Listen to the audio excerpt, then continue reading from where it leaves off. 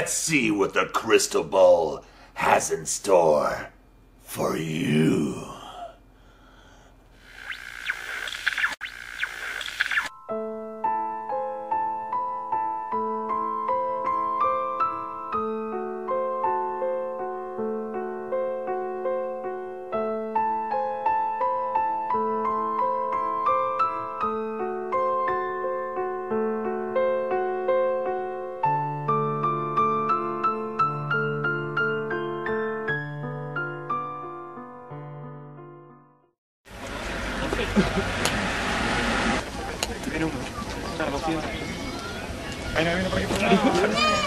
¿Cómo es el tema? Mira, viene uno. Mira para acá.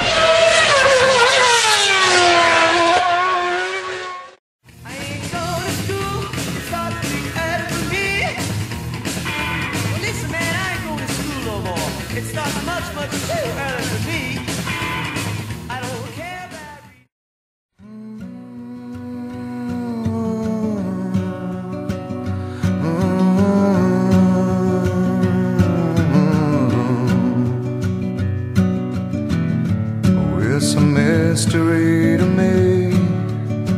We have agreed with which we have agreed. And you think you have to want more than you need. Until you have it all, you won't be free. Society, you're a crazy breed. I hope you're not lonely without me.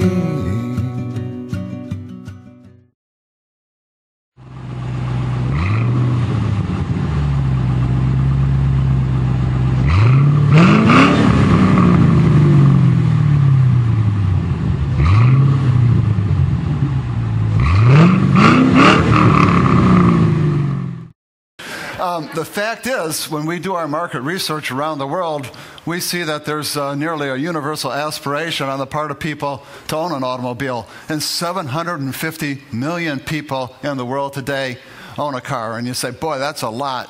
But you know what? That's just 12% of the population. We really have to ask the question, can the world sustain that number of automobiles?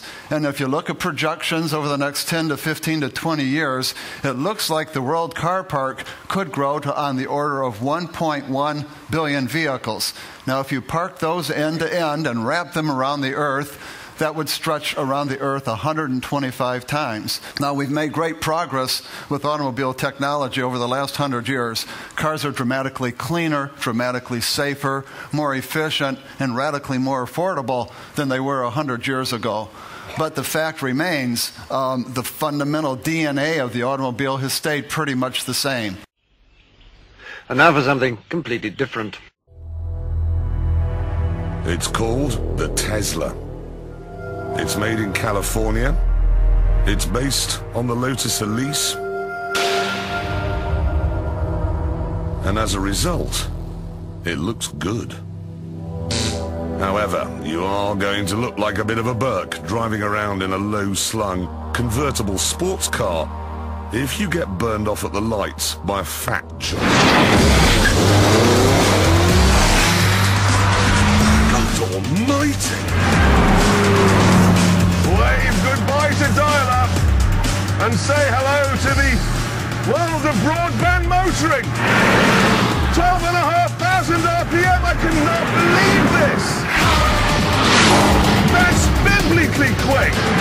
This car is electric. Literally.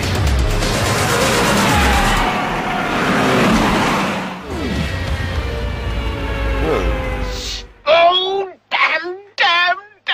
I'm sorry. Oh, damn and blast it. I'm sorry.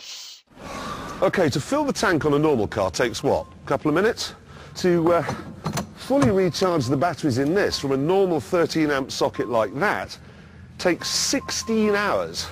So to get from here to the top of Scotland would take more than 3 days.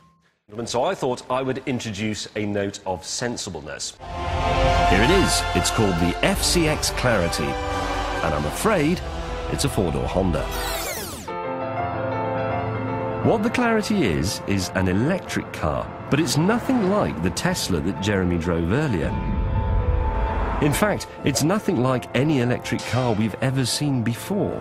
The front wheels are driven by a perfectly normal electric motor, but there are no batteries. Instead, this car has its own on-board electricity generating station, and that takes the form of a hydrogen fuel cell.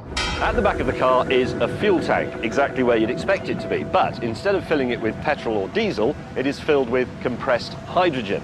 Now this hydrogen is combined with oxygen from the air in the fuel cell, and in a rather complicated and boring way, that makes electricity. That electricity is then used to drive the electric motor, which turns the front wheel, like it might do in a perfectly normal front-wheel drive car, and the whole process is controlled by the whole process is controlled by a box of electronics under the bonnet where the engine would normally be. And that really is all there is to it. But when the Clarity runs out of juice, you just pull into a hydrogen filling station. The hydrogen is compressed into a liquid, so it's a bit like petrol. You fill it just like a petrol car. And the only difference is, because this is under pressure, you have to lock it with this lever. Terribly important that. If you don't do that, you get hydrogen all over your shoes. That whole process has taken somewhere between 2 and 3 minutes and has given me another 270 miles of driving.